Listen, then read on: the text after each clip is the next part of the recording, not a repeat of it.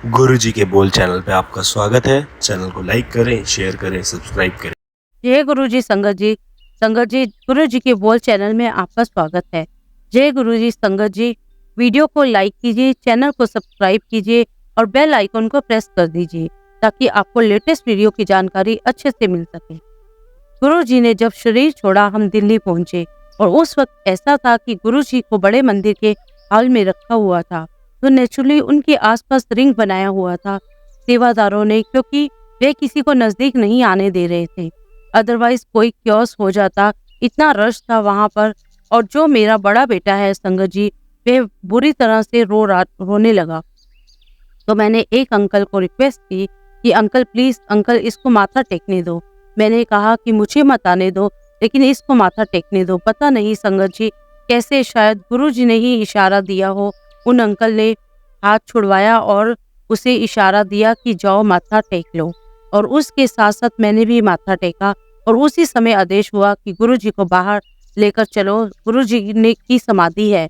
और पता नहीं संगत जी मुझे गुरुजी की क्या कृपा मिली कि मुझे गुरुजी को कंधा देने का मौका मिला। संगत जी उस वक्त आप खुद अंदाजा लगा सकते हैं कि उस वक्त मेरी क्या फीलिंग रही होगी कि हम गुरुजी को अपने पास से गुरुजी को छोड़ने जा रहे हैं। संगत जी गुरुजी ने हमें इतना प्यार दिया, इतना प्यार दिया कि हमें कभी फील ही नहीं हुआ कि हम किसी डिफरेंट एंटरप्राइज स्पीयर में बैठे हुए हैं। जय गुरु जी संगत जी। गुरु जी का अनंतम अनंतम शुक्राना। गुरु जी के श्री चरणों में कोटि कोटि प्रणाम। और गुरु जी की प्यारी प्यारी संगत को जय गुरु जी। संगत जी आज हम जो सत्संग सुनने जा रहे हैं वे बहुत ही सुंदर, बहुत ही खास सत्संग है। गुरु जी की प्यारी और पुरानी संगत का सत्संग है। आप सत्संग अंत तक सुने, पूरा सुने और गुरु जी की गहरी ब्लेसिंग प्राप्त करें। मुझे पूरा यकीन है गुरु जी बहुत जल्द ही आपकी सभी परेशानियों को दूर कर देंगे। संगत जी अगर आप भी अपना सत्संग शेयर करना चाहते हैं तो सुंदर दिखावट पे हिंदी में ईमेल आईडी और संगत अनिल चोपड़ा अंकल और आंटी का है। जय गुरु जी, शुक्राना गुरु जी। गुरु जी ने मुझे अपने गुणगान करने का अवसर दिया है। गुरु जी के चरणों में कोटि कोटि प्रणाम और सारी संगत को जय गुरु जी। गुरु जी की शरण में हम 1997 में आए और गुरु जी की इतनी अपार कृपा है कि गुरु जी ने अपने शरण में लिया हुआ है। संगत जी जब हम गुरु जी के पास बैठे होते थे तब गुरु जी ने हमें बिल्कुल भी पता नहीं लगने दिया कि हम साक्षात भगवान के पास बैठे हैं। वो तो धीरे धीरे अब समझ में आता है संगत जी कि हम तो साक्षात भगवान के पास बैठे होते थे। और पता नहीं संगत जी कितने जन्मों का फल था कि भगवान ने हमें अपने पास बिठाए रखा था, अपने पांव दबाने का मौका दिया, अपना लंगर करवाया।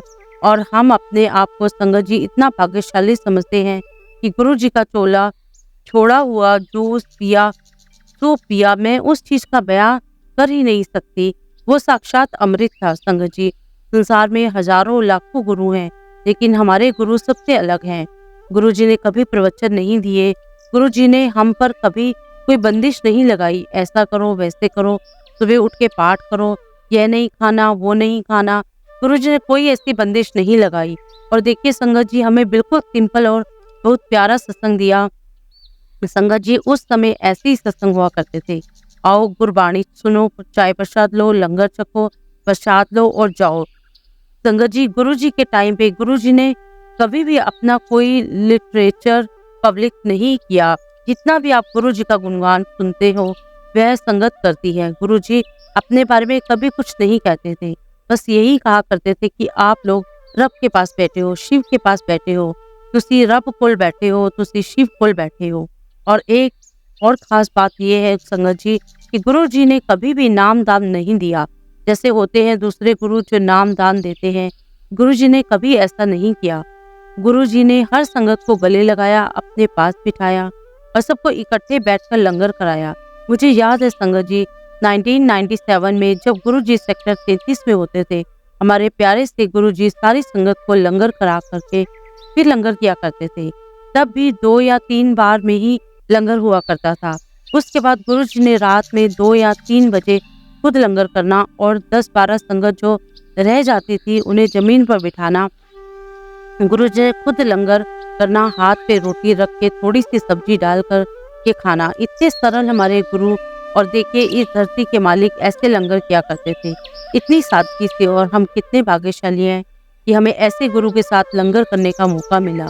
और गुरुजी कभी 3:30 बजे, कभी 4:30 बजे कहना जाओ छुट्टी, और संगत जी हमें याद आता है कि हम काम पर भी जाते थे और शाम को गुरुजी के पास आ जाया करते थे, और संगत जी हमें पता ही नहीं लगता था कि कितनी बज गई है, रात में हम कितने घंटे सोए, और अगले दिन उसी एनर्जी के साथ काम पर चले जाते, और शाम को गुरुजी के पास आने का वही एक्साइटमेंट रहता। और संगत जी जब गुरुजी अपने फिजिकल फॉर्म में थे, देखिए संगत जी गुरुजी ने कभी भी मीडिया को प्रमोट नहीं किया। ऐसे गुरुओं के लिए तो हम लाइनें लग जाती, जिस हिसाब से मीडिया स्ट्रॉन्ग है। संगत जी मुझे याद है एक बार बहुत यंग लड़की दरबार में आई और गुरुजी का वीडियो ले रही थी, और संगत जी जब वो लड़की वीडियो कवरेज करने लगी और जब गुरुजी की नजर उस पर पड़ी, तो गुरुजी सिर्फ उससे इतना ही बोले, कित आयो। अगला शब्द जो गुरुजी ने उससे कहा वो था नॉट अलाउड। और देखिए संगत जी गुरुजी ने किसी मीडिया को प्रमोट नहीं किया। यह तो गुरुजी की सुगंध है जो दिन दुनी रात चौगनी फैलती ही चली जा रही है, और ये सुगंध एक्सपोनेंटली बढ़ रही है संगत जी। और संगत जी जो गुरुजी की शरण में है, यकीन मानिए गुरुजी उसका बहुत बहुत ख्याल रखते हैं। और अपना ही कोई एक्सपीरियंस आपको बताता हूँ संगत जी। 2020 में मुझे कोविड हो गया, और तो कोविड में हमें यह बात पता चल गई थी कि हमें ऐसे रहना है, ऐसे खाना है, ऐसे पीना है, ऐसे मतलब सारा दिन हो गए थे, 6 दिन हो गए थे संगत जी कोविड को पॉजिटिव आए हुए। तो मेरे पास ऐसे ही डॉक्टर फ्रेंड है, उन्होंने मुझे रिंग किया, तो मैंने उनको बताया कि मुझे कोविड हो गया है। और जब उन्होंने सिम्टम्स पूछे तो थोड़ा उन्हें कुछ डाउट हुआ, और उन्होंने कहा कि जरा अपना स्कैन करवा लो। तो उन्होंने बताया कि इसे चंडीगढ़ में फलानी लैब है, वही स्कैन कर रहे हैं, और मैं सॉफ्ट कॉपी अपने पास मंगवा लूँगा। और जब हार्ड कॉपी भी मेरे पास आ गई और सॉफ्ट कॉपी डॉक्टर साहब ने मंगवा ली, तो उन्होंने मुझे कहा कि मैंने अपॉइंटमेंट आपका ले लिया है, फलाने डॉक्टर का, आप उनके पास चले जाना। और संगत जी रिपोर्ट जब मेल पर आई तो मेरी आंटी ने उस मेल को अपने 2-3 फ्रेंड्स को भेज दिया जो खुद भी डॉक्टर थे, और सबका एक ही सजेशन था, इमीडिएट हॉस्पिटलाइजेशन। और तब ख्याल आया कि इस वक्त कोविड पीक पर है, लॉकडाउन है, हॉस्पिटल में बेड नहीं मिल रहे हैं। तो वहीं गुरुजी की बात याद आई। तो गुरुजी कहा करते थे कि ऑन वाले टाइम संगत ना काम आना है, और संगत जी हमारी संगत की ही एक डॉक्टर थी, उन्होंने मेरा बेड अरेंज किया। और संगत जी जब मैं दोबारा हॉस्पिटल पहुंचा तो मेरा दोबारा स्कैन किया गया। लगभग रात की 11:30 या 12 बजे होंगे। एक नर्स आती है और कहती है कि अंकल आपको ड्रिप लगेगी। And when I stressed my arms, तो मैंने हाथ में गुरुजी का छोटा सा स्वरूप था, वही छोटा सा स्वरूप जो गुरुजी दिया करते थे, जिसको हम पेन भी लिया करते थे, उसमें क्लिप होता था, उसे हम अपने पॉकेट से या बटन से भी अटका सकते थे। एंड संगत जी मैंने अपने हाथों को स्ट्रेच किया और गुरुजी का स्वरूप मेरे हाथ में नर्स ने देखा, तो वह कहती है ये कौन है। और संगत जी उस टाइम पे मेरी इतनी एनर्जी नहीं थी कि मैं उसको एक्सप्लेन कर सकूं, लेकिन संगत जी जितनी देर वो वहाँ पर रही नर्स और मुझे ड्रिप लगाती रही, उतनी देर तक वह गुरुजी को देखती रही, और मुझे डर लगे कि वो ड्रिप लगा रही है और देख गुरुजी को रही है। और अगले दिन जब डॉक्टर आए, ही वॉइस इन पीपीई किट, और उन्होंने अपने आप को इंट्रोड्यूस करवाया और उन्होंने अपना नाम डॉक्टर जफर बताया। और संगत जी गुरु जी की ही कृपा है, मेहर है, गुरु जी को हम साथ लेकर चलते हैं, और हम भी यही मानते हैं कि गुरु जी हर पल हमारे साथ हैं। और गुरु जी की ही कृपा से विदिन 4 to 5 डेज में डिस्चार्ज हो गया। संगत जी गुरु जी तो हम पर जरा सी भी आँच नहीं आने देते हैं। हम यही सोचते हैं कि चलो इस जन्म में तो गुरु जी मिल ही गए, हम ऐसे काम करें कि अगले जन्म में भी हमें गुरु जी ही मिले। गुरु जी अपना साथ, अपना हाथ जन्मों जन्मों तक ना छोड़े। एक और इंसिडेंट आप लोगों को बताता हूँ संगत जी की, एक बार डुगरी में मैं चाय प्रसाद डाल रहा था, और डालते डालते मैंने देखा कि 2 मधुमक्खियां वहां पर आ गई, और मुझे लगा कि शायद मीठा है, इस वजह से ये वहां आ गई हैं। और धीरे धीरे वो मधुमक्खियों का नंबर 14 टू 15 हो गया। तो मैंने एक अंकल को कहा कि अंकल ये कार्टन रखा हुआ है डिस्पोजल का, जरा इसको एक फ्लैप काट करके जरा हवा करो ताकि ये उड़ जाए। और वो भी किया, लेकिन मधुमक्खियां तो वहां से उड़ने का नाम ही नहीं ले रही थी। और संगत जी इतने में मेरे साथ एक अंकल थे and he was from Roorkee village near Dugri. वो कहते हैं कि छत्ते वाली नहीं, ये डब्बे वाली है। सो आई थॉट कि इसमें बी अ स्पेशल ब्रीड, शायद ये काटती नहीं है। और शायद संगत जी शायद ये मेरी पुलिस सेशन थी कि मैंने सोचने लगा कि ये गुरु जी की ब्लेसिंग है, इससे काट नहीं रही है और हमें कोई हर्ट नहीं पहुंचा सकता। तो मैंने पूछा कि क्या ये काटती नहीं है, तो कहने लगे कि नहीं नहीं ये काटती है। तो मैंने सोचा कि ठीक है, अगर काट लेगी तो मेरी जगह पे कोई और आ जाएगा। और संगत जी कभी भी वो मेरी बाजू पे बैठे, कभी मेरी कोहनी पर बैठे, मेरे शोल्डर्स पे बैठे, पर उसने एक बार भी मुझे नहीं काटा। तो ये है संगत जी, गुरु जी अपनी संगत पर आंच भी नहीं आने देते। अब संगत जी कई बार हम सोचते हैं कि यह पुरानी संगत है या नई संगत है, गुरु जी के लिए सब बराबर हैं। बल्कि मैं सोचता हूँ कि जिन्होंने गुरु जी को फिजिकल फॉर्म में नहीं देखा है वह ज्यादा लकी हैं। वो ऐसा इसलिए संगत जी कि हमने तो गुरु जी को पहले पाया फिर खो दिया, और जो संगत ने गुरु जी को फिजिकल फॉर्म में नहीं देखा है उन्होंने तो सिर्फ पाया ही पाया है। Sangat ji we can't erase the memories when we last the guru ji. और मैं आज भी फील कर सकता हूँ कि उस टाइम पर भी गुरु जी छोटी छोटी बात कैसे सुना करते थे। गुरु जी ने जब शरीर छोड़ा हम दिल्ली पहुंचे, और उस वक्त ऐसा था कि गुरु जी को बड़े मंदिर के हॉल में रखा था, तो नेचुरली उनके आसपास रिंग बनाया हुआ था सेवादारों ने, क्योंकि वो किसी को नजदीक नहीं आने दे रहे थे अंदर, वाइज अदरवाइज कोई क्योस हो जाता। इतना रश था वहां पर। जो मेरा बड़ा बेटा है संगत जी, वो बहुत बुरी तरह से रोने लगा। तो मैंने एक अंकल को रिक्वेस्ट की कि अंकल प्लीज अंकल इसको माथा टेकने दो। मैंने कहा कि मुझे मत आने दो, लेकिन इसको माथा टेकने दो। पता नहीं संगत जी कैसे, शायद गुरु जी ने ही इशारा किया हो। उन अंकल ने हाथ इशारा छुड़ाया और इशारा दिया कि जाओ माथा टेक लो, और उनके साथ साथ मैंने भी माथा टेका। और उसी समय आदेश हुआ कि गुरु जी को बाहर लेके चलो, गुरु जी की समाधि है। और पता नहीं संगत जी मुझे गुरु जी की क्या कृपा मिली है कि मुझे गुरु जी को कांधा देने का मौका मिला। संगत जी इस वक्त आप खुद अंदाजा लगा सकते हैं कि उस वक्त मेरी क्या फीलिंग रही होगी कि हम गुरु जी को अपने पास से गुरु जी को छोड़ने जा रहे हैं। संगत जी गुरु जी ने हमें इतना प्यार दिया कि हमें कभी फील ही नहीं हुआ कि हम किसी डिफरेंट एटमॉस्फेयर में बैठे हुए हैं। मुझे याद है एक बार मेरी मदर जो है वह गुरु जी के पास बैठी हुई थी, तो गुरु जी ने कहा कि यहाँ पर सभी लोग अपनी तकलीफें सुना करके जाते हैं, कोई मेरी तकलीफ के बारे में भी बात कर ले। तो संगत जी इतने में मेरी मदर कहती है कि गुरु जी लगदा नई सेवादारा विच नित्य खैर मांगिए सोनिया मैं तेरी। तो संगत जी गुरु जी हंसने लगे, और बहुत सारे स्वरूप, वही स्वरूप छोटे स्वरूप जिनकी मैं बात कर रहा था, वो बहुत सारे स्वरूप मेरे छोटे भाई के हाथ में पकड़ा कर कहते हैं भंजा हुन भाजा हुन। और हम सोचते थे संगत जी की जब गुरु जी बोला करते थे ना भाजा हुन, तो हम सोचा करते थे कि पता नहीं ऐसा बोल करके गुरु जी ना जाने कौन सी तकलीफ हमारी भगाया करते थे, पता नहीं क्या कारण कल्याण करते थे गुरु जी। तो संगत जी इतना ही कहता हूँ कि हम तो गुरु जी के साथ जुड़े हैं, बहुत बहुत शुक्राना गुरु जी का। हम जैसों को उन्होंने अपनी शरण में लिया हुआ है। गुरु जी अपनी शरण में कभी अलग ना करना। अब संगत जी मैं अब अपनी आंटी को कहूँगा कि वो गुरु जी का गुणगान करे। जय गुरु जी।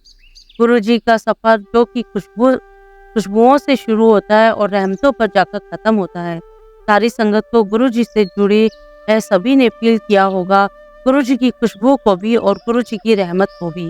तभी तो इतनी ज्यादा गुरु जी की संगत बढ़ रही है, क्योंकि संगत जी गुरु जी हैं, इतने प्यारे हैं, इतने काइंड हो। वो कोई भी संकट आने से पहले अपनी खुशबू प्रकट करते हैं, वे रहमत करते हैं। गुरु जी के साथ हमारा सफर जैसे मेरे हस्बैंड ने बताया 1997 में शुरू हुआ, ऐसा अद्भुत दरबार कभी नहीं देखा। हमारी तो जैसे जिंदगी ही बदल गई। गुरु जी के चरणों में जाकर रोज शाम को गुरु जी के दरबार में जाना, उनके चरणों में जाना, उनके दर्शन करना। और गुरु जी ने इतनी रहमत की कि अपने बर्तनों की सेवा बख्शी। तो गुरु जी के बर्तन करने, उनका छोड़ा हुआ झूठा प्रसाद खाना और आसपास जितनी भी संगत हुआ करती थी सबके हाथों में थोड़ा थोड़ा दे आना। अगर सूप होता तो एक एक बूंद सबको दे देती थी। गुरु जी का छोड़ा हुआ प्रसाद तो अमृत हुआ करता था। उसको खाकर संगत जी पता नहीं कौन कौन से कष्ट गुरु जी ने हमारे काटे, वो ना जाने कितनी रहमत करी होगी। एक दिन की बात है संगत जी, हम लोगों ने मार्च में जाना शुरू किया, तो शायद वह अप्रैल या मई की बात होगी। गुरु जी के यहाँ जाने के लिए हम लोग तैयार हो रहे थे। इतने में ही संगत जी हमारे देखो यार से गुरु जी की प्रेगनेंस आई। मैंने फटाफट अपने घर के सारे फैमिली मेंबर्स को बुलाया और मैंने कहा कि यह देखो गुरु जी की खुशबू आ रही है, और सब ने एक्सपीरियंस किया। और संगत जी फिर हम एज यूजली गुरु जी के पास चले गए। हमने चाय प्रसाद ली, लंगर किया, गुरु जी के दर्शन किए, और जैसे ही संगत जी हमें आज्ञा मिली हम बाहर जोड़े डाल रहे थे, इतने में संगत जी नवराज अंकल मेरे पास आए और उन्होंने मेरे पास आकर कहा कि चोपड़ा आंटी, आज मुझे गुरु जी तुम्हें बहुत याद कर रहे थे। मैंने कहा अच्छा, और मन ही मन बहुत खुश हुई कि गुरु जी मुझे याद कर रहे थे। तो मैंने पूछा अच्छा कैसे हैं नवराज अंकल? कहते हैं कि गुरु जी पूछ रहे थे कि भांडे कौन करता है? तो मैंने कहा कि चोपड़ा आंटी। तो संगत जी मुझे इतनी खुशी हुई कि दुनिया के मालिक ने मुझे याद किया है। हर एक को पता है कि गुरु जी साक्षात भगवान है, अंतर्यामी है। उन्होंने मुझे सेक्टर 33 में याद किया। तब हम 22 सेक्टर चंडीगढ़ में रहते थे। वहाँ हमारे घर में खुशबू आई। यह कोई छोटी सी बात नहीं है, यह कोई कोइंसिडेंस नहीं है, ये मालिक का प्यार जताने का तरीका है। उनको किसी को भी सर्टिफिकेट देने की जरूरत नहीं है प्यार का, लेकिन वो फिर भी देते हैं। तब मैंने नवराज अंकल से पूछा कि नवराज अंकल ये कितने बजे की बात है? अंकल ने कहा कि करीब 7 साढ़े 7 की बात है। और संगत जी ये वही टाइम था जब हम गुरु जी के पास आने के लिए निकल रहे थे और हमें गुरु जी की बहुत अच्छी प्रेगनेंस आई थी। तो ये है संगत जी, गुरु जी इतने प्यारे हैं, इतने काइंड है। शुरू में तो गुरु जी हमें जल्दी आज्ञा दे दिया करते थे, पर संगत जी गुरु जी के पास थे, गुरु जी के सामने से हटने का दिल नहीं किया करता था। संगत जी एक दिन मैं किचन में बर्तनों की सेवा कर रही थी और वहां पर एक आंटी थी, दिव्या आंटी। तो मैंने उनसे पूछा कि आंटी गुरु जी आपको कितने बजे तक आज्ञा दे देते हैं? तो उन्होंने बताया कि कभी 1 बजे, कभी 2 बजे, कभी 3 बजे या 4 भी बज जाते हैं। तो मैंने कहा कि तुम्हें डर नहीं लगता घर पर अकेले जाने में? तो कहती नहीं, गुरु जी के होते हुए काहे का डर, मैं गाड़ी चला करके चली जाती हूँ। और फिर मेरे मन में ऐसी इच्छा हुई कि गुरु जी तो हमें जल्दी भेज दिया करते थे। और संगत जी उसी दिन गुरु जी ने हमें 2-4 बजे तक बिठाए रखा। और संगत जी मैं इतनी खुश कि गुरु जी ने मेरे मन की बात सुन ली। फिर तो संगत जी कभी 1, 2, 3 या कभी कभी 4 बजे तक बिठाए रखते थे। और संगत जी जब हम गुरु जी हंसते थे, स्माइल किया करते थे, तो उनकी स्माइल, उनकी हंसी आज भी दिल दिमाग पर बसी हुई है। बहुत प्यारी स्माइल होती थी गुरु जी की। ऐसा लगता था मानो सूरज की किरणें सारे विश्व में फैल गई हों और सारा विश्व उनकी एक स्माइल से अलौकिक हो गया हो। गुरु जी ऐसे स्माइल किया करते, बनाए रखना अपने हमारे ऊपर। बस संगत जी ऐसे आते रहे गुरु जी के पास, और वो होता है कि गुरु जी अपने आप ही मन की गुत्थियां सुलझाने लगे। हम जैसे 4 सिस्टर्स हैं, और मेरी 2 बड़ी बहनों की शादी जल्दी हो गई थी, लेकिन तो दोनों बहनों की शादी 18-19 साल की उम्र में हो गई थी। लेकिन जो 3 नवंबर की जो सिस्टर थी उसकी उम्र 21 साल की हो गई थी, और उसे लेकर मेरे पेरेंट्स इतने चिंतित होते थे कि इतनी बड़ी हो गई है, शादी नहीं हो रही। और अभी हम गुरु जी के पास आने ही लगे थे कि अप्रैल में उसका भी रिश्ता तय हो गया। उसकी 14 अक्टूबर को शादी थी। तो ऐसे ही वहाँ पर संगत में बात हुआ करती थी। तो वहाँ पर एक ताई जी होती थी। तो मैंने कहा ताई जी अब मैं कुछ दिन नहीं आऊँगी। तो उन्होंने कहा कि कितने दिन? तो मैंने कहा 8-10 दिन। तो उन्होंने कहा कि तुम गुरु जी की सेवा में हो, तुम गुरु जी की आज्ञा लिए बगैर छुट्टी नहीं कर सकते। तो उन्होंने कहा कि जब तुम जाओगी न तो आज्ञा लेकर जब जाओ। तो उसने कहा कि मैं छुट्टी पर जा रही हूँ। तो यह भी तरीका समझ में आया। और संगत जी, गुरुजी से बात करते हुए बहुत डर लगता था, क्योंकि गुरुजी के चेहरे पर इतना तेज होता था और इतनी पॉजिटिव और स्ट्रांग हो रहा था, क्योंकि संगत जी हम देखते थे कि उनके तेज से उनके पास जो फूल हुआ करते थे वह भी मुरझा जाते थे। तो संगत जी, गुरुजी की आंखों में देखना बहुत कठिन था। गुरुजी की आंखों में बहुत पावर था। वो अपनी आंखों से ही सीटी स्कैन, एमआरआई, पता नहीं क्या क्या कर लिया करते थे, और कितने जन्मों की उस बंदे की फाइल अपनी निगाह में खोल लिया करते थे। और फिर संगत जी, मैं बहुत हिम्मत जुटा करके गुरुजी के साथ बात कर लिया करती थी। तो मैं जब गुरुजी के पास गई तो मैंने गुरुजी को हाथ जोड़ा, मत्था टेका। मैंने कहा कि गुरुजी एक गल करा। तो गुरुजी ने कहा, हाँ कहो। तो मैंने कहा, गुरुजी मुझे छुट्टी चाहिए।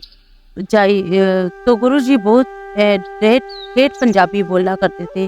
तो गुरुजी कहते कि कितने दिन दी? तो मैंने कहा, गुरुजी 8-10 दिन दी। तो संगत जी, एग्जैक्टली गुरुजी ने ऐसे ही बोला, इतनी लंबी छुट्टी? तो मैंने कहा, हाँ जी। तो गुरुजी कहते हैं कि कम।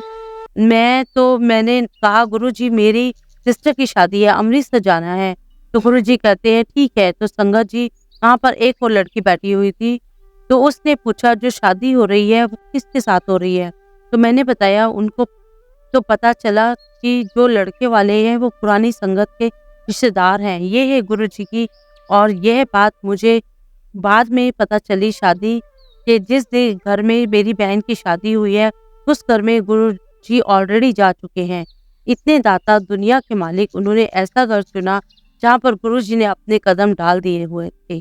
तो फिर संगत जी, मैंने शादी अटेंड की अमृतसर जाके, और जब मैं वापस आई तो मेरी मम्मा ने गुरुजी के लिए अमृतसर में जो पियानो के डब्बे जो होते हैं तो वो दिए। मैंने लाकर के किचन में रख दिए हैं। और जब संगत चली गई तो थोड़ी सी संगत बची हुई थी।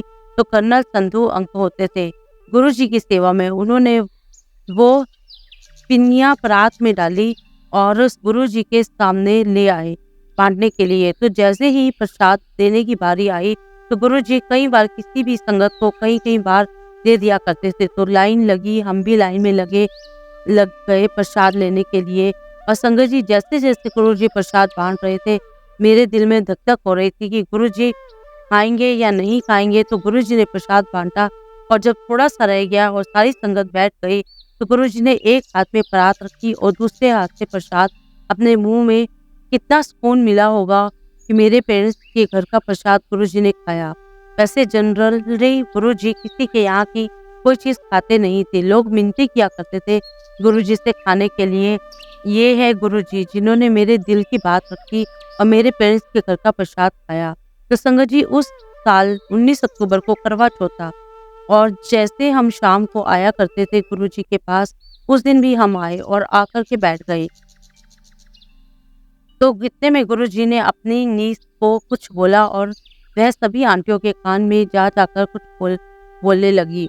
10 साढ़े 10 बजे होंगे और उसने कहा कि ऊपर जाकर के अर्घ दे दो। तो अर्घ देने से पहले मैंने गुरुजी के जाकर के चरण छुए। तो संगत जी, मैं ऊपर अर्घ देने के लिए चली गई और उस साल चांद नहीं निकला था और अगले दिन पंचमी शुरू हो जानी थी। तो गुरुजी ने आंटियों से करवा चौथ का अर्घ दिलवा दिया सावे समय पर। फिर हम नीचे आए, गुरुजी के चरण स्पर्श किए, फिर हमें चाय प्रसाद, लंगर प्रसाद ग्रहण किया। तो संगत जी, इस तरह हमने अपना करवा चौथ का व्रत बनाया। 1998 में संगत जी गुरुजी के चंडीगढ़ में नहीं थे और करवा चौथ का दिन था। फिर याद आया 1997 की करवा चौथ वाले दिन की कि पिछले साल तो गुरुजी थे, हमने गुरुजी के सामने व्रत करवा चौथ मनाया था, और अब क्या करें। एनी हाउस, गुरुजी तो अंतर्यामी है, सबके दिल की बात सुनते हैं। ऐसे हमारे घर के पीछे मेन रोड थी जहाँ पर चंद्रमा जल्दी राइज हो जाता था। तो संगत जी, जब मैं अर्घ देने जा रही थी तो वहाँ एक बस खड़ी थी। तो संगत जी, बस में एक शब्द चल रहा था, और वही शब्द जब मैंने पहली बार गुरुजी के पास गई थी तब मैंने सुना था। श्वासों दी माला पे सिमरे पी का नाम, मैं तेरा नाम।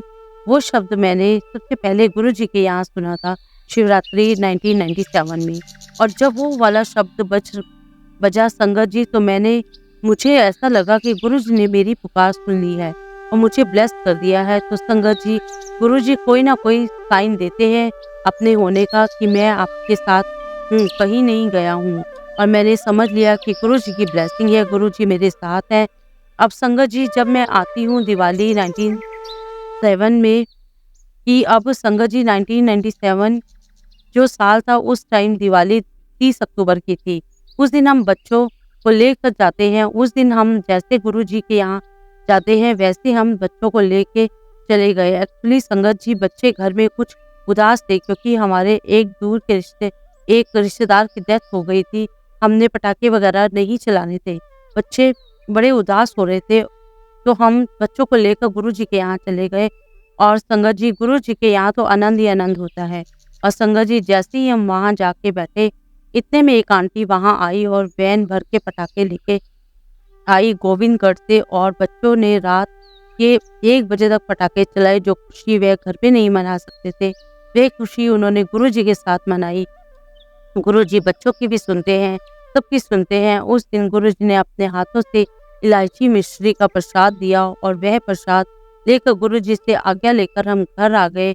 और अगले दिन 31 अक्टूबर को जैसे हम रोज जाते थे वैसे हम गए, गुरुजी के दर्शन नहीं हुए। उस दिन के बाद गुरुजी चंडीगढ़ चले गए। उसके बाद गुरुजी चंडीगढ़ रहने नहीं आए। बस ऐसे कोई फंक्शन होता या कहीं घूमने जाते, शिमला जाते या किसी जज वगैरह के घर आते तो जरूर आते थे चंडीगढ़। तो संगत जी, इस तरह गुरुजी हमारा मार्गदर्शन करते रहते हैं। तब से लेकर अब तक, जैसा कि संगत जी, पेरेंट्स के लिए बहुत मुश्किल होता है बच्चों के लिए करियर सेलेक्ट करना, लाइन सेलेक्ट करना, परंतु यह काम भी गुरुजी ने बहुत ईजी किया। हमारे बच्चों की लाइन चुनने में गुरुजी ने बहुत हेल्प की। मेरे बड़े बेटे ने नॉन मेडिकल लिया था, बट बाय चांस उसने सीईटी का एग्ज़ाम दे दिया था और उसकी लॉ में बहुत अच्छी परफॉर्मेंस रही और उसकी बहुत अच्छी रैंक आई। उसकी 18 रैंक आई ऑल ओवर इंडिया। और उसने तो जब जिद पकड़ ली कि मैंने तो लॉ करनी है। और उसके पापा इंजीनियर है, तो उन्होंने मना कर दिया कि नहीं, मुझे तो इंजीनियर बनवाना है। तो संगत जी, इंजीनियर वर्सेस लॉ, हमारे घर में माहौल गर्म हो गया। तो मैंने कहा कि आप लोग लड़ो मत, मैं गुरुजी से पूछती हूँ। संगत जी, जब गुरुजी थे तो हम कुछ भी गुरुजी के पास जाकर पूछ लिया करते थे। गुरुजी उन दिनों एम्पायर स्टेट में थे और यह 2005 की बात है। हम गए और मेरे घर वालों हमेशा मुझे आगे कर दिया करते थे कि आप बात करो। तो जब हम वहाँ गए तो गुरुजी के सामने हाथ जोड़ करके खड़ी हो गई और मैंने गुरुजी से कहा कि गुरुजी, एक बात पूछूं, एक गल करा कि गुरुजी कहते हैं। तो मैंने कहा कि गुरुजी, बड़े बेटे की इंजीनियरिंग कॉलेज में एडमिशन हो गई है पर वो लॉ करना चाहते हैं, क्या करे गुरुजी? और गुरुजी ने कहा कि लो करे। और गुरुजी ने कहे अनुसार बड़े बेटे ने लॉ ही किया। लेकिन जब छोटा बेटा 10th में था तब गुरुजी फिजिकली चले गए थे। पर मन में थोड़ा टेंशन जरूर हुआ कि अब क्या करें। पर गुरुजी कोई चिंता नहीं होने देते, अपने आप रास्ता निकालते हैं। ऐसे एक दिन संडे को बैठे हुए थे, जनवरी का महीना था और डॉक्टर पुनीत बजाज का फोन आया कि आंटी, बद्दी में ना 2 संगत की बसेस आ रही हैं, आप लोग भी आ जाओ। हम भी चले गए वहाँ सत्संग अटेंड किया। तो संगत जी, जब हम वहाँ से वापस आए तो रात को जब हम लोग सोए, मुझे गुरुजी का ड्रीम आता है। तो गुरुजी मुझे सपने में आकर के पूछते हैं कि होर की हाल है बच्चियां दा, बच्चों का क्या हाल है, बेटा बन गया इंजीनियर। तो संगत जी, इस सपने के अकॉर्डिंग मेरे बेटे की इंजीनियरिंग की, छोटे बेटे ने, मेरे बेटे के 3 साल हो गए थे इंजीनियरिंग के। यह बात है 31 मार्च की। हम एक सत्संग में बैठे हुए थे पंचकुला में और एक आंटी आई, डॉक्टर गीतिका बस्ती।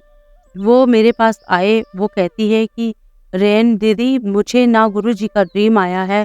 तो कहती है कि मुझे ड्रीम में आया कि सेतु को गुरुजी ने बाहर फॉरेन में पढ़ने भेजा है। तो मैं बहुत खुश हो गई। और फिर संगत जी, हायर स्टडीज के लिए वह यूएसए में गया और अब वहाँ पर जॉब कर रहा है। यह है हमारे गुरुजी संगत जी किसी भी प्रकार की चिंता हमारे मन में नहीं आने देते, अपने आप उसका हल निकाल देते हैं और हमारा मार्ग क्लियर करते हैं ताकि हमारी ज़िंदगी स्मूथली चल सके। ऐसे ही संगत जी 2005 में हम गुरुजी के यहाँ गए। उस दिन जन्माष्टमी थी और शायद 22 अगस्त था। उस दिन गुरुजी ने हमें कहा कि गुरुजी ने कहा कि जाओ पंजाब वालियों, उठो। और मैं गुरुजी के पास बैठी थी और मैं इधर-उधर देखने लगी। मैं तो पंजाब में रहती नहीं हूँ, पर गुरुजी ने मुझे ही बोला था क्योंकि मैं ही गुरुजी के पास बैठी थी। और संगत जी मैं उठ खड़ी हुई और इतनी मूर्ख मैंने गुरुजी को बोल दिया कि नहीं गुरुजी, मैं तो चंडीगढ़ में रहती हूँ। यह मेरी मूर्खता थी और आज भी मुझे इस बात का पछतावा है संगत जी। मैंने गुरुजी के आगे ऐसा क्यों बोला? क्योंकि संगत जी गुरुजी ने हमें ऐसा इसलिए बोला कि 2021 में गुरुजी ने हमें हाउस ब्लेस किया। ये हैं हमारे गुरुजी, जिन्होंने 18-19 साल पहले ही मुझे ब्लेस कर दिया था, घर ब्लेस कर दिया था। क्योंकि संगत जी गुरुजी की हर एक बात पत्थर की लकीर है। क्योंकि गुरुजी खुद कहते थे कि यह सारे ग्रह मेरे आगे हाथ जोड़ के खड़े ने, सूरज मैनू नमस्कार करके फिर चढ़ता है, लाइफ डेथ सब कुछ उनके कंट्रोल में है। इसलिए संगत जी हमें किसी भी प्रकार के हमों में पड़ने की ज़रूरत नहीं है। संगत जी मैं अपनी मदर इन लॉ का सत्संग जरूर शेयर करना चाहूँगी, क्योंकि संगत जी गुरुजी ने हमारे ऊपर इतने एहसान किए हैं कि अगर पढ़ने भरने लगे तो एक बहुत मोटी-मोटी बुक बन जाए।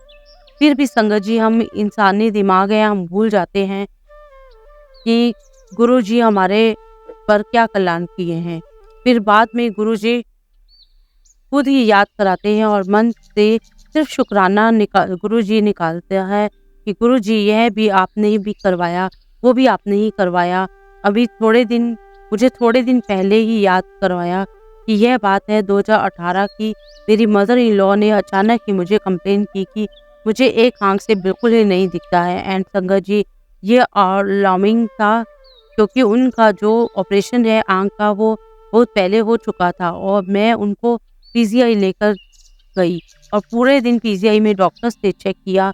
फिर उन्होंने बताया कि डॉक्टर ने कि स्टना डिस्टेच है। मैंने पूछा कि इसकी क्या रेमेडी है, तो उन्होंने कहा कि इसकी सर्जरी होगी। तो उन्होंने कहा कि सर्जरी तो हो जाएगी, कोई बात नहीं, 2-3 घंटे की ही जाएगी, लेकिन इस सर्जरी के बाद 10-15 दिन तक उल्टा लेटना पड़ेगा।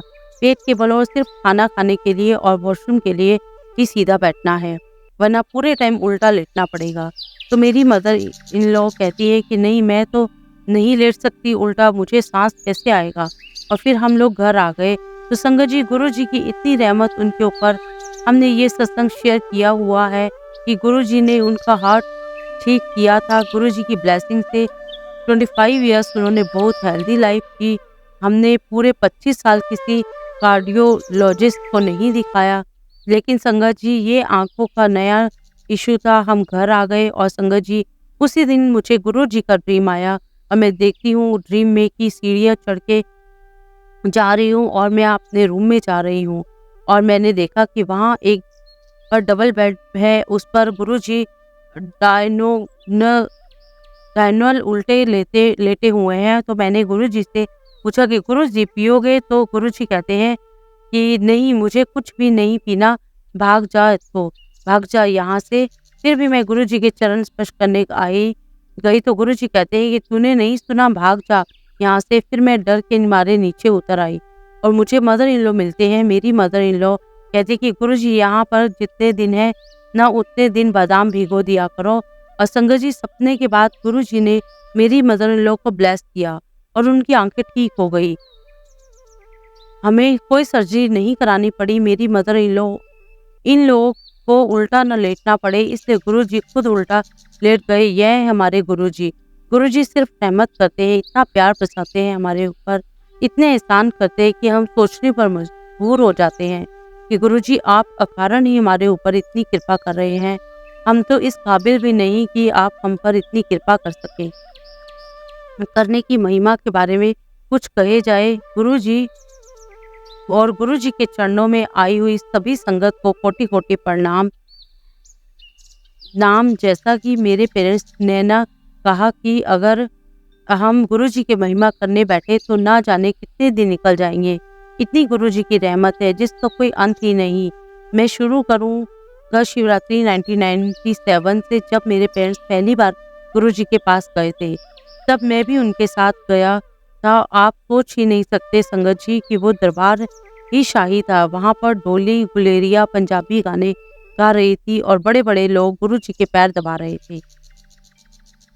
और गुरुजी की एक खींच थी, एक औरत था जो हमारे बार-बार गुरुजी की तरफ खींच रहा था।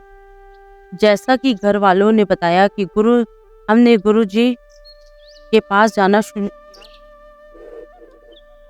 शुरू किया और मैं उस वक़्त बहुत छोटा था, तो मुझे रात में बहुत डर लगता था।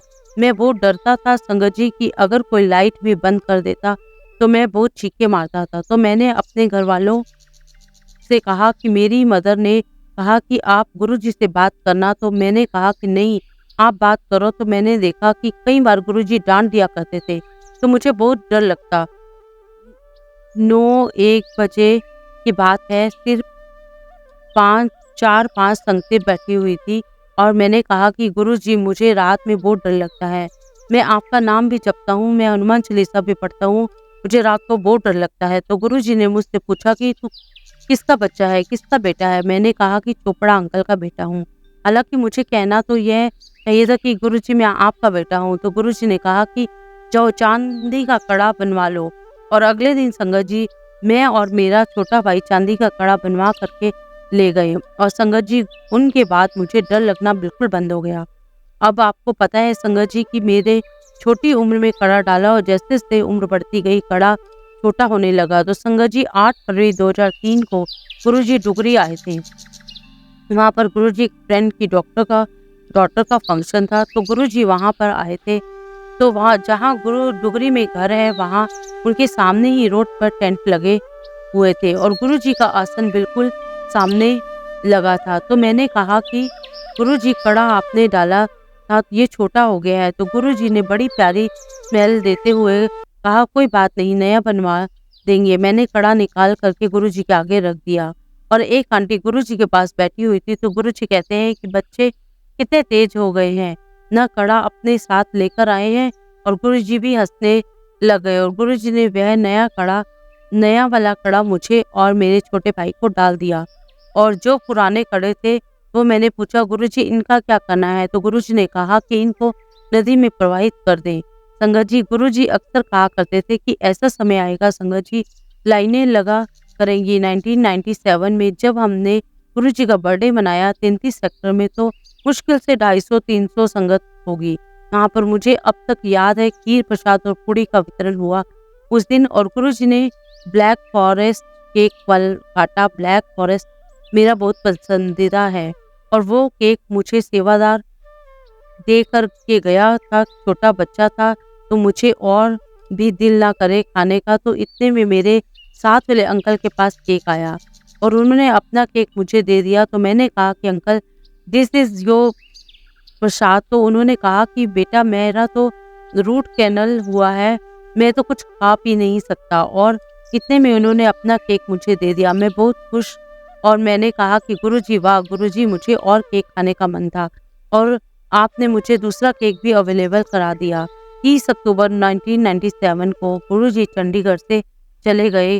किसी को कुछ नहीं पता था कि गुरुजी कहाँ पर गए हैं और मैं और मेरे छोटे भाई ने अपनी मदर से पूछा कि मम्मी, मुझे गुरुजी कहाँ गए हैं, कब आएंगे? तो मम्मा कहती थी कि नहीं बेटा, गुरुजी कहीं नहीं गए हैं, यहीं पर हैं, ज़रूर आएँगे। संगत जी, जहाँ पर पढ़ता था वहाँ से मेरे घर का डिस्टेंस 5 किलोमीटर का था और बिल्कुल सीधी सड़क होती थी। एक दिन क्या होता है संगत जी कि मैं जिस ऑटो में मैं और मेरा छोटा भाई जाते थे, वो जाते थे, वो ऑटो वाला बिल्कुल गुरुजी के घर के आगे से ही ले गया और हमने देखा संगत जी कि गुरुजी ब्लैक चोले में अपने घर की बालकनी में खड़े हैं। गुरुजी ने हमें साक्षात दर्शन दिए और मैंने अपने भाई को एकदम से चीख मारी कि भाई गुरुजी, और वह भी बोलता है कि हाँ हाँ, मुझे अब तक याद है कि उस दिन मंगलवार का दिन था और मेरा थैंक्स का यूनिट मैथ्स का यूनिट टेस्ट था और मुझे बहुत अच्छे मार्क्स आए थे। तो गुरुजी किस तरह हमारे भाव जानते हैं और कैसी-कैसी मुरादें पूरी करते हैं। तो एक बात ज़रूर कहना चाहूँगा कि हम मनुष्य हैं, हम डिमांड करते हैं और संगत जी कई बार संगत गुरुजी से डिमांड करती है कि मेरा यह हो जाए, मेरा वो हो जाए। तो गुरुजी कहते हैं कि ले मैं जो कोई जिन थोड़ी ही हुआ। संगत जी गुरुजी को पता है कि हमें कब देना है और कितना देना है। हम सिर्फ़ एक ट्रेलर देखते हैं और मालिक सारी पिक्चर देखता है। तो इसलिए संगत जी मैं यही कहता हूँ कि गुरुजी पर भरोसा रखो, वो आपको कभी भी गिरने नहीं देंगे। बस संगत जी गुरुजी पर विश्वास रखिए और उनके कहे अनुसार ही चलिए। गुरुजी आपका साथ, आपका हाथ कभी नहीं छोड़ेगी। जय गुरुजी, शुक्राना गुरुजी। संगत जी हमेशा की तरह हम अपने सत्संग का अंत एक बहुत ही खूबसूरत कहानी से करेंगे। एक शिष्य गुरु के पास आया। शिष्य पंडित था और मशहूर भी। गुरु से भी ज्यादा सारे शास्त्र उसे कंठस्थ थे। समस्या यह थी कि सभी शास्त्र कंठस्थ होने के बावजूद भी वह सत्य की खोज नहीं कर रहा सकता था। ऐसे में जीवन के अंतिम क्षणों में उसने गुरु जी की तलाश शुरू की। संयोग से गुरु मिल गए। वह उसकी शरण में पहुंच गया। गुरु ने पंडित की तरफ देखा तो और कहा कि तुम लिख लाओ कि तुम क्या क्या जानते हो। तो गुरु ने कहा कि तुम जो जानते हो फिर उसकी क्या बात क्या करनी। तो तुम तो जो नहीं जानते हो वह मैं तुम्हें बता दूंगा। शिष्य को वापस आने में साल भर लग गया क्योंकि उसे तो बहुत शास्त्र याद थे। वह सब लिखता ही रहा। कई हजारों पृष्ठ भर गए। पोथी लेकर आया। गुरु ने फिर कहा वो ये बहुत ज्यादा है, मैं बूढ़ा हो गया हूँ, मेरी मृत्यु करीब है, इतना पढ़ ना सकूंगा, तुम इसे संक्षिप्त कर लाओ, सार लिख लाओ।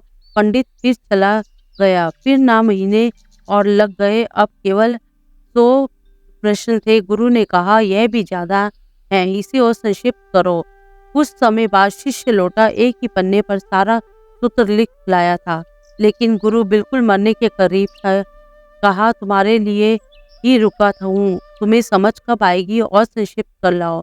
शिष्य को होश आया, भागा, दूसरे कमरे से खाली कागज ले आया। गुरु के हाथ में खाली कागज दिया। गुरु ने कहा अब तुम शिष्य हुए, मुझसे तुम्हारा संबंध बना रहेगा। कोरा कागज लाने का अर्थ हुआ मुझे कुछ भी पता नहीं है, मैं अज्ञानी हूँ। जो ऐसे भाव रख सके गुरु के पास वही शिष्य है।